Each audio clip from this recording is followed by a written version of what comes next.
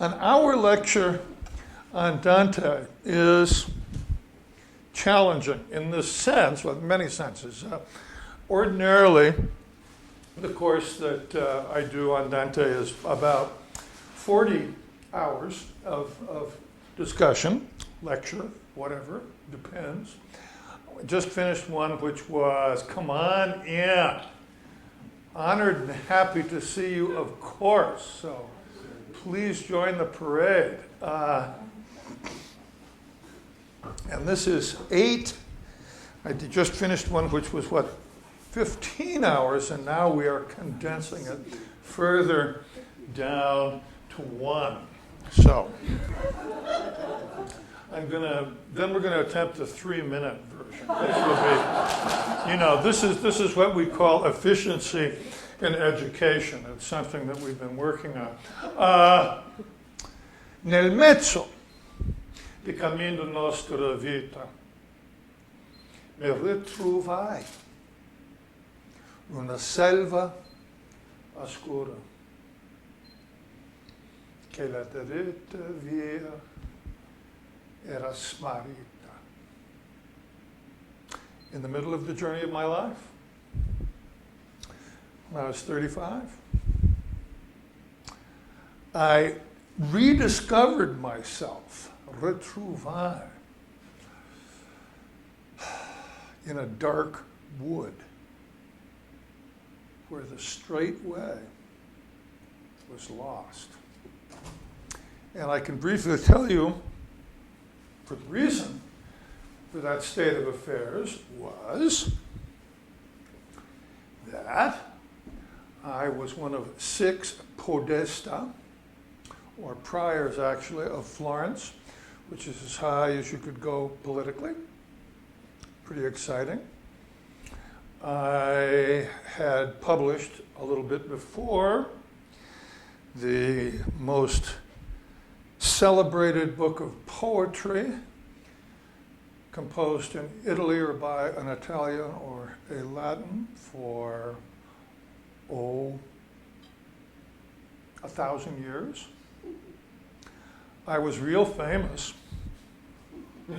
married, children, and while I was in Rome negotiating on behalf of Florence, Pope Boniface wanted troops. We were okay with that. We were willing to give him troops, but he wanted more troops.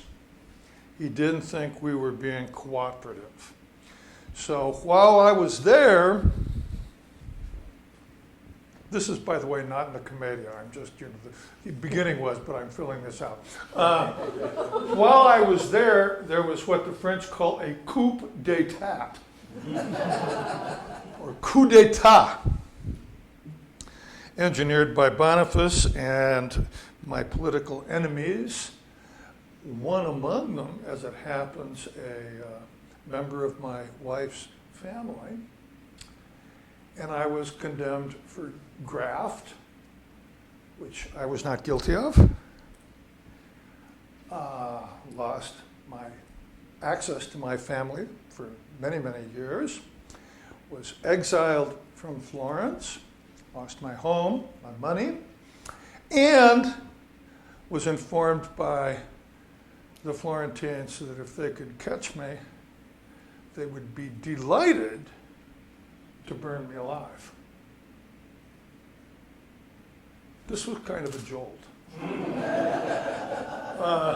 This was not good. And I kind of took a beating. And that's sort of what the dark wood is partly about. And indeed, so much of a beating that my faith was truly shaken. I had been a good Catholic, a devout believer in God, and as I thought about it, wasn't clear to me God was running the world, wasn't clear to me really. I couldn't persuade myself for sure that God even existed, wasn't sure about an afterlife, and not to put too fine a point on it, I got kind of depressed and even contemplated suicide. what the Divine Comedy is among other things, an account of how Dante got out of that state. And in that, guys, it is many, many, many levels an allegory of salvation. And salvation for Dante is double-barreled, and in a sense pointedly double-barreled. Salvation ordinarily in a Christian context means going to heaven. And Dante is assuredly interested in that. But Dante, differently in this respect to some extent, different in his weighting of it, is also very much concerned with the best possible life on earth. He is not one who believes that we should or could, if there is any reason that we must, sacrifice a good life on earth for the sake of a good life in heaven. And if things were working as they should, we could have both. And we should have both. Problems? Come on in. Empire should be running the show as far as the best possible life on earth. It isn't. Pub's trying to take control. And that has made it more difficult to get to heaven, too, because the degree to which the church is concerned with politics and money and armies and things like that. Boniface was, after all, asking for troops. To that degree, they are not focusing on what they should be focusing on, which is salvation. So, how did I get out? On one level, the Divine Comedy is a allegorical or symbolic spiritual autobiography. And modeled there is, in some sense, I suppose, St. Augustine, but maybe not. But it's a spiritual autobiography. Allegorical in the sense that, I hate to tell you, we were talking about this today, some people at the time pointed Dante out of the streets, or so we're told, as the guy who'd actually been to hell. That probably wasn't true. He probably had actually not, in a physical way, gone to hell, and nor had he gone to purgatory and so forth. But he means it in symbolic terms, admittedly, to be a spiritual autobiography. It's also, in some sense, meant to be a charting of the salvation history of the whole human race. We weren't in a dark wood. We were originally in the earthly paradise, which he locates in an island antipodal to Jerusalem, which I discovered puts it, in fact, fairly near Tahiti, but he didn't know that. But that's not a bad spot for the earthly paradise. And indeed, from what I haven't been, but it looks kind of mountainous in Tahiti, so you never know. But anyway, all such kidding aside, we fell from there, and now we as human beings are in a dark wood to some extent. But can get better. Christ came, redemption and all that.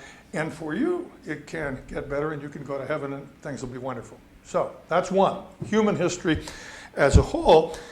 He also means it more pointedly, perhaps, and I think really quite pointedly. This is central to the enterprise. He is recounting in symbolic guise the process of salvation as anybody would undergo it, which implies, and he is well aware of this too, as his reader undergoes it. Which is to say, so he would hope, if you're reading the book, as you undergo it. Which means you are, in some sense, if it's working the way I think he hoped it might, you're reading about a journey that you are tracking to some degree yourself.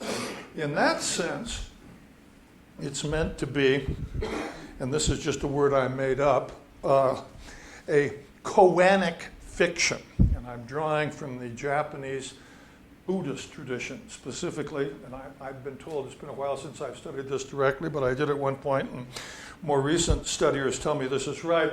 In the Rinzai sect, I can no longer sit zazen, unfortunately, but it's much like this, only, in the lotus position. And you do that, and you contemplate in effect, riddle, which has been given to you by your Zen master. And the famous one is, does a dog have Buddha nature? Is a successful answer to that. Show me your face before you were born. What is the sound of one hand clapping? And it's not this, which is not much of a sound anyway. The idea being that the most important things, Socrates believed this too, I think, can't be told. You can't just explain them. You have to nudge people along indirectly into a position where they get it for themselves. And the Divine Comedy, though it's much longer than a koan, is an attempt, among other things, I believe, to encourage people to get it for themselves. And in all of those senses, it's an allegory of salvation. It's also, just because I don't want to bore you absolutely with this if I can help it, it's also a theological, implied theological treatise of sorts, which draws on, and I will draw on to explain to you how I think it's meant to work. I'm going to have to speak of three different strands. And this is going to be organized not in the wonderful linear sequential way that we like to organize things, but it's going to be bleu, and then bleu, followed by bleu, and then we'll knit them together, and I hope it'll make sense. So bear with me. Here's the first strand. And this is more, well, not quite temporally, but this is a very important one. A huge figure to Dante. A huge figure to Dante. Very important. And a more influential figure than you might be inclined to think in the development of Western culture in general is Francesco Bernardone, St. Francis of Assisi. And Dante venerates him, and there's lots of things that everybody knows about St. Francis. He was born to a wealthy merchant who spent a lot of time in France, and in fact the name Francesco means, or Francisco means, Frenchy, France guy. And he grew up, not noble, but in a wealthy merchant upper class environment, and from all accounts from early on had a most sweet temperament, and he was a poet, and he was a flirt, and he danced around, and he was really cheerful and very neat, and all that stuff. But at one point in his early 20s, whammo, he had this dream in which God told him to repair his church. Jesus told him to repair his church, which he took seriously. If rather literally, there was a ruined church nearby in Assisi, and he went out and started camping out and lifting rocks and putting them up. Really, that is supposedly the truth. And he decided he wanted to be completely poor. And lucky for him, coming from a wealthy family, he had money at his disposal, which he annoyed his father by giving to every leper or pauper he could find. This really frosted his dad a lot. This is not what his dad was into, and not what he had in mind for Francis. And besides, it's kind of strange to be walking around wearing a burlap bathrobe tied with a rope and nothing else. This is, most people would call that eccentric behavior. And so his father tried to rein him in and said, if you don't shape up, Francis, buddy boy, you're going to be disowned. Francis said, "That's exactly what I want, Dad." And went in front of the bishop, stripped himself stark naked. He was always theatrical. Said, "Everything that I have is yours." And the bishop got him something to cover him up. And that was that. And he was launched on his program, married, as he put it, being a poetic fellow, to Lady Poverty. And he took that really literally. Meaning, not only do you wear, and you can, if you go to Sisi, you can actually see it, this brown burlap bag bathrobe, which came to about here, or thereabouts. I don't know exactly how tall he was. I'm probably taller, but something like that. And his rope and all of this fine stuff. And he would beg. He had no possessions, and he would beg one bowl full of food per meal. Period. If you gave him two, he'd give the other one away. That's poverty. Sleeping outside the whole trip. Because he was cheerful, because eccentric though he was, and deeply pious, he was not a drain or an annoying fanatic. He was happy. Visibly, people began to be attracted. They thought this was pretty neat, what he was doing. And he began to attract followers who wanted to do the same thing. This was implicitly a threat to the church, which this is all taking place about 1205 or thereabouts, was fabulously wealthy. Fabulously wealthy. You don't think of the Middle Ages as being wealthy, but believe me, the church was. There are all kinds of reasons for that. We could go into that. We won't. We don't have time. But to give you an example, a bit later in England, when Henry VIII in 1534 abolished the monasteries and confiscated all the monastic land in England, it was a third of England. And the rents from a third of England are pretty considerable rents. I mean, wouldn't you say? And of course, high ecclesiastics were powerful magnates, and people resented that. They thought, and with justification, the church was corrupt.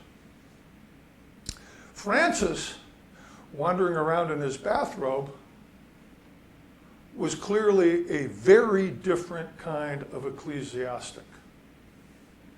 Very, very different indeed. This looked more like the way things were supposed to look. And very quickly, people decided in large numbers, if Jesus were alive today, he'd look like St. Francis.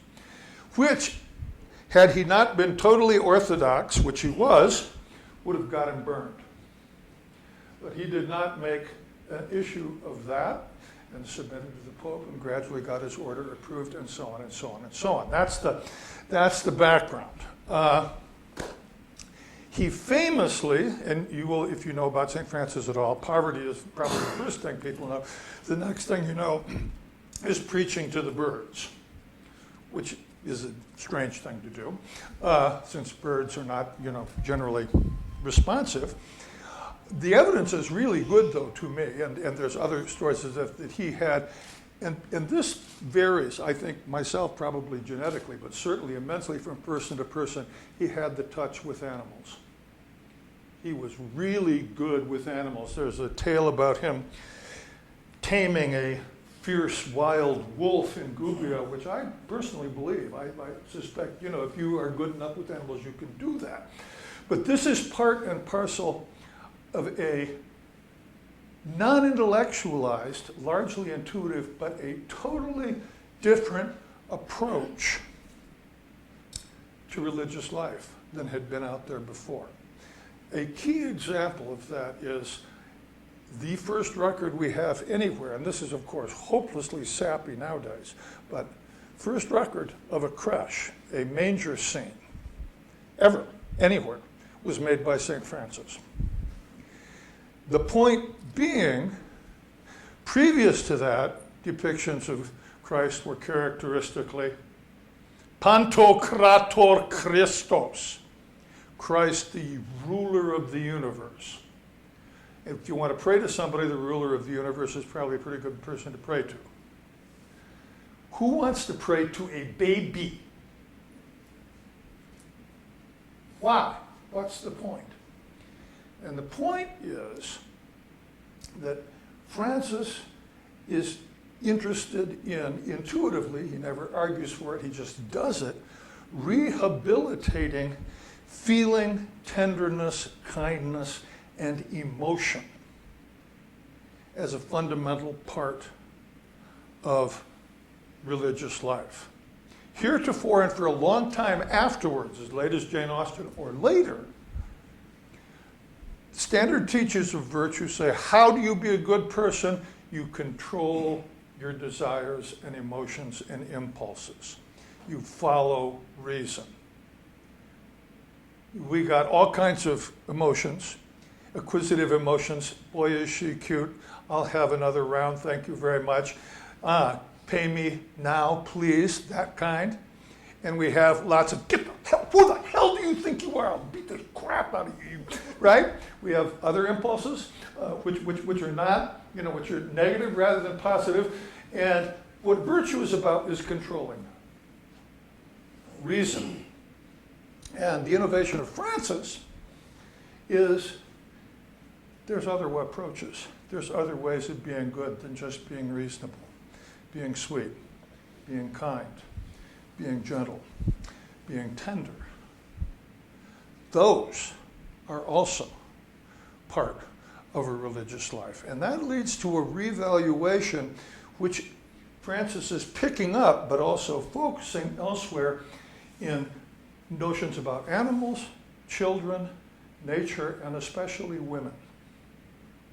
Traditionally, the values that Francis is enshrining within a church context, kindness, gentleness, nurturing, are seen as feminine values, rather than courage, discipline, things like that, which are traditionally gendered as masculine. And he means business. His attitude towards women really is different and much more positive. So too his attitude towards children.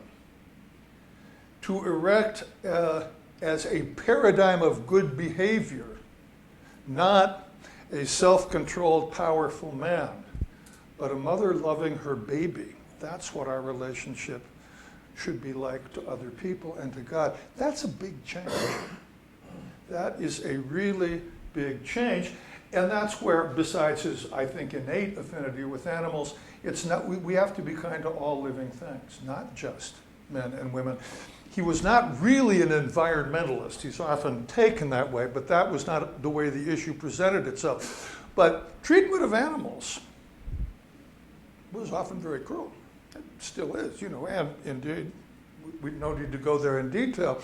But his attitude towards everything was fundamentally different. And that impressed people. It's going along with this and putting it into slightly different tack. Half a generation to a generation before, in the south of France, another great change in sensibility is going on. And that comes with the rise of troubadour poetry and courtly love. When I was 20, and at least I first became aware of feminist thought, you heard a whole lot about it, and it's true. Idealizing women is objectifying women. So don't open the door, and don't stand up when they come in the room. And that's true. But, and that starts with the troubadours. But I would argue that idealizing women and treating them with deference is a lot better than treating them as a commodity in the marriage market. Women are valuable because you can make them marry rich, cool people.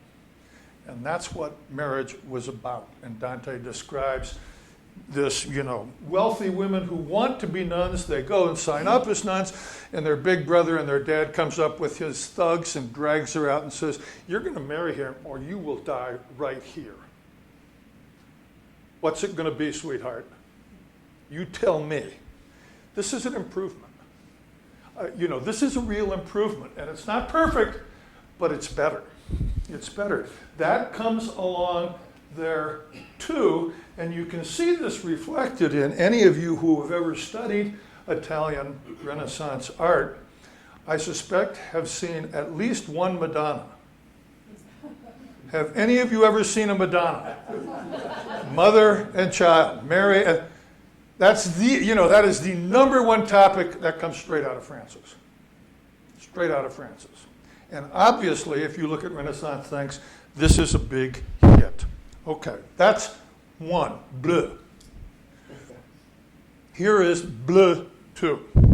Are you ready? A generation before Francis, so he lived almost, Francis only lived to be 42, and this guy lived to be almost 80, but nevertheless, was a monk in Calabria, which is there in Italy, whose name was Joachim of Fiore, or Flora, John of the Flowers, Flowery John. And he was a monk, meditating, and he came up with and wrote about an idea which proved very influential. Even Marx, of all people, heard of it and alluded it. And you would not expect this to be, Italian medieval monks were not high as a general rule on Marx's reading list. I don't think, but what do I know, Anyway, Joachim of Fiore hypothesized that there were 3 ages. And the first age, thinking of sacred history from his perspective, is the age of God the Father. You can read about that in its book, the Hebrew Bible, right? And it is characterized above all by Torah, by the law. That's age 1. And then there's age 2, which is the age of the Son. And it too has a book, the Christian Bible, particularly the Gospels. And it is characterized also by institutional supports for behavior, the church. But, can you see where this is going, O Trinitarians? A third age is coming. A third age is coming. And the third age, of course, will be the age of the Holy Spirit. And then the Holy Spirit will come to you, and it will essentially replace law in the church. Because you will be individually illumined by God. And there'll be a new writing which will take trump, let us say, if not supersede exactly, the Hebrew Bible and the Christian Bible, and it will be the everlasting gospel, which will never be trumped, because the third age is the end. That's it. Lots of people thought, especially some of his followers, that the life of Francis was perhaps the first step towards the third age. Maybe. A strong faction, which got so rowdy about it that they eventually were suppressed, thought that to the point of fighting about it. But Dante is very influenced by Joachimist ideas of Joachim. And my predecessor in IPHS was firmly convinced that Dante thought that he had written the everlasting gospel and the Divine Comedy was it. I don't think he thought that. I think he hoped that maybe, but I don't think he would go so far as to think that. But nevertheless, the expectation of a new age of spiritual renewal in which the role of the church will be at a minimum diminished, and which by virtue of that, if nothing more, it will be purified, and where relations between humans and God will be individual. He does believe that. Blah. That's 2. Time. Okay. 3. According to Dante's own account of his life, at various places, most notably in the Vita Nuova, which is the book that made him famous, a collection of his sonnets and some longer poems, which he, being the modest fellow that he was, published with about 3 times as much prose as poetry, the prose being annotations and notes to the poem so that you don't understand them. Because they're good poems and you want to understand them. In there and in the Commedia also, he describes at the beginning of the Vita Nuova, the new life, what inaugurated his new life. And it happened 4 doors down from where he lived at a birthday party. He was 9 years old. And the birthday party was being given by the Portinari family, who were the number 2 bankers in Florence, and so quite wealthy. Wealthier, unfortunately, than poor Dante's family, the Alighieri's, especially since his father had died, as it happened the year before. Now, next phase in the proceedings. I should also tell you, just for the record, the Bardi family was the most prosperous banking family. Dante goes to the birthday party, and he sees a 9-year-old girl who is the most beautiful thing he has ever seen in his life. She's wearing a dress of the most noble color. You may wonder what the most noble color is. Crimson, in case you're wondering. She's wearing this dress, and he looks at her, and he says he is utterly transformed within. And on his account of the matter, though he wavered a little bit after she died, he's in love with her ever since. That's the beginning of his new life, he says. And she's a 9, by the way, you might want to know this, by which he doesn't mean as in Baudelaire and 10, but what he means is that she is an exemplification in 3-dimensional space-time, 3 dimensions of the Trinity, 3 times 3. He really does say that in so many words. This is not the way we tend to think, but it is the way we think. 27 and 81, if you're wondering, are also extremely cool numbers.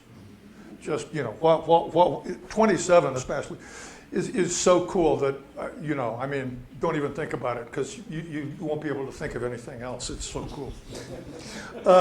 And she should have died when she was 27, but she didn't. So she sort of honorarily got to die when she was 27. But in fact, she died when she was 25. And sad to say, she did not marry Dante. She married Simone de Bardi, of course. Number 1 and number 2 banks combined, right? What could be, where would you marry an Alighieri, for crying out loud, man? And Dante, indeed, when he was 18 or 16, I can't remember which, but young, was engaged to the 12-year-old Gemma Donati, and they shortly got married and had 4 children. And that's the family he left when he got exiled. But Beatrice was still it. And there you go. Sad, I guess, but there it is. Okay. Here's how I'm going to attempt to tie them together. Here's how it works, I think. Dante makes the astonishing claim that revelation, life-transforming revelation for him, was not the Bible, and it was not the church, and it was not the sacraments. It was Beatrice Portinari. that she somehow or other opened to him a window in his psyche which led him to God. She in person. To the degree that at the end of the Purgatorio, when we get to the earthly paradise, the best possible life on earth, we see a pageant of revelation, which consists of figures representing all the books of the Bible, and a cart representing the church, with the Franciscans and Dominicans as wheels, and scary beasts representing the Gospels, and the four pagan virtues dressed in imperial purple, which are, if you're wondering, the cardinal virtues, which are wisdom, fortitude, justice, and temperance. Goes back to Plato. They're on one side, and on the other side dancing are the three theological virtues, faith, hope, and charity, dressed in, are you ready for this? White for faith, green for hope, red for charity, the Italian flag, in short. How cool is that? Okay, all of this fabulous stuff. In this cart, the church is being pulled by a griffin, which is half lion and half dragon, ordinarily this part lion, but eagly head and wings. And it's pulling it along. And that symbolizes the two natures of Christ, human and divine. And in the center of the cart, and this is really a version of the kind of processions that we have on Corpus Christi Day, which is in honor of birding opportunities in far south Texas. That's a joke. But Corpus Christi, Texas is named after that. It's body of Christ, but it is not the body of Christ as we usually think of it. It's the Eucharist, the communion host. That's what should be in the center. But what is in the center is Beatrice, which is pretty nervy on Dante's part to replace, in a Catholic context, the communion host with his girlfriend or would-be girlfriend. What is this about? But the point is that the manifestation, the effective manifestation of God to him was Beatrice, whose name actually really in real life does mean Beatrice, bringer of blessings. And if you're blessed, you are in a state of beatitude, which is, the same word as Beatrice, essentially. So there it is. So how do we put all this together?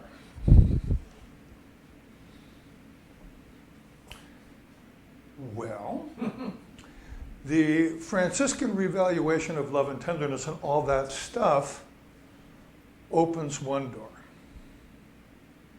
Are you with me? There's one other piece to the puzzle which I need to give you. Sorry, this is sort of mini bleu that. Dante is a Christian Platonist, which he's into Aristotle too, but Plato is the deeper level, not from Plato himself, of whom they have only 2/3 of one dialogue, and not the Republic or the Symposium, but the Timaeus, but rather Plato as mediated through Plotinus, and then Augustine redoes Plotinus in Christian terms. And Augustine is far and away the most influential Western theologian, not in all respects to Dante's taste, but nonetheless. He gets his Platonism from there, and for Plato, as you'll recall, Plato's God, I believe, is the form of the good, which is the form of everything that exists, right? For Augustine says what the form of the good is the thoughts of God. It's the mind of God. That's where the forms are.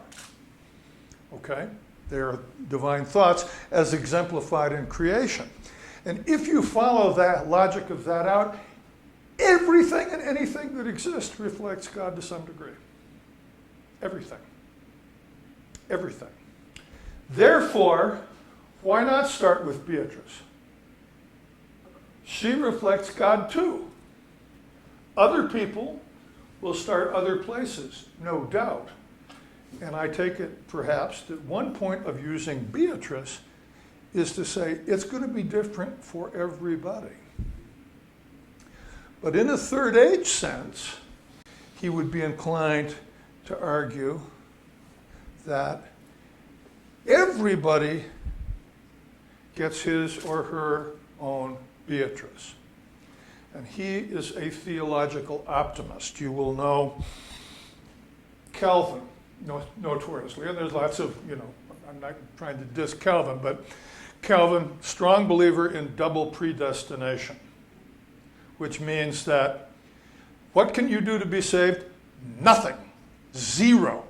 Absolutely zero. It is totally by grace, 100%. God does it all and you do nothing. There is no such thing as humans deserving anything.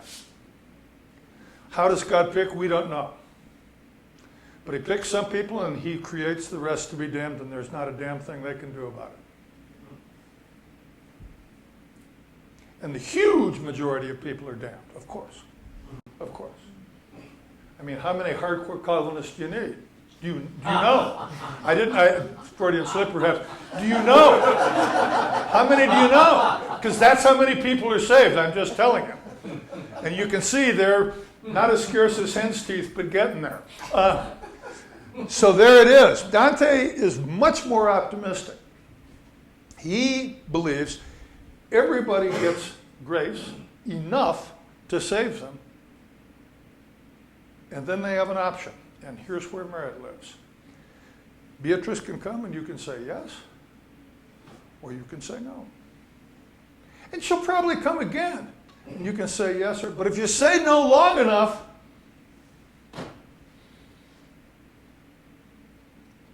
you'll lose it forever. But you don't have to. Nobody has to. And it is coming uniquely to you, specially designed for you. And that's Dante's theology. And this is a little short, but that's all I have to say. Thank you.